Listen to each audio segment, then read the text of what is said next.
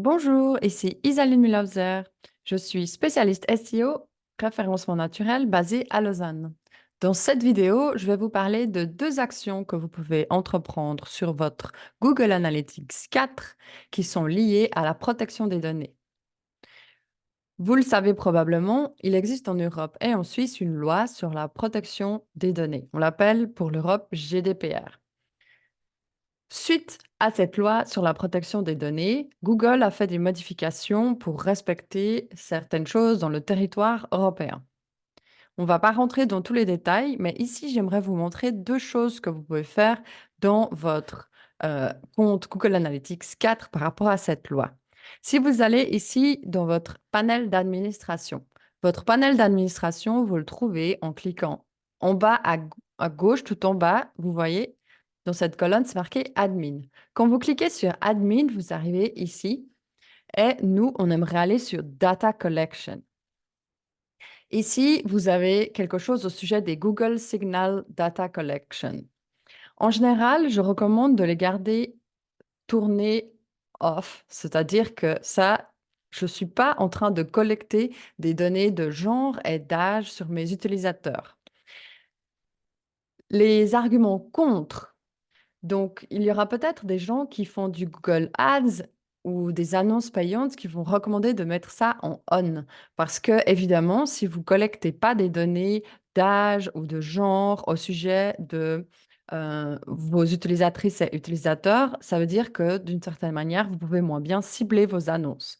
Donc ça, c'est un choix à faire. En tout cas, en termes de SEO, et surtout si vous avez un site avec peu de visites, c'est mieux de ne pas avoir ces données. Parce que si votre site internet est très ciblé ou assez nouveau et a peu de visites, Google ne donnera pas des informations.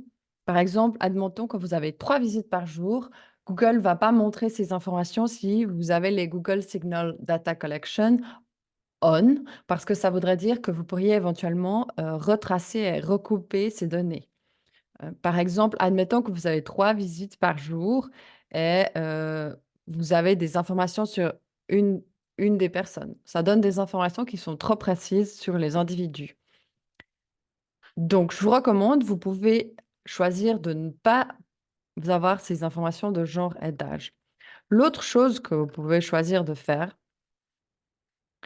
c'est de désactiver ici la collection granulaire. Donc, ça veut dire qu'ici, vous, entre guillemets, vous perdez des informations par rapport à la ville. Vous ne saurez pas si les gens qui ont visité votre site internet étaient basés à Lausanne ou ils étaient basés à Zurich. Vous perdez des informations par rapport au modèle de l'appareil que les gens utilisent sur votre site internet. De nouveau, ça dépend de votre entreprise, mais dans la plupart des cas, c'est des informations, si vous avez un site internet assez simple, que vous n'avez pas forcément besoin. Ce sont deux manières que vous avez pour limiter les données que vous enregistrez dans Google Analytics à propos des gens qui visitent votre site internet. Donc, Google Signals Data Collection off, Granular Location and Device Data Collection off. À bientôt dans une prochaine vidéo.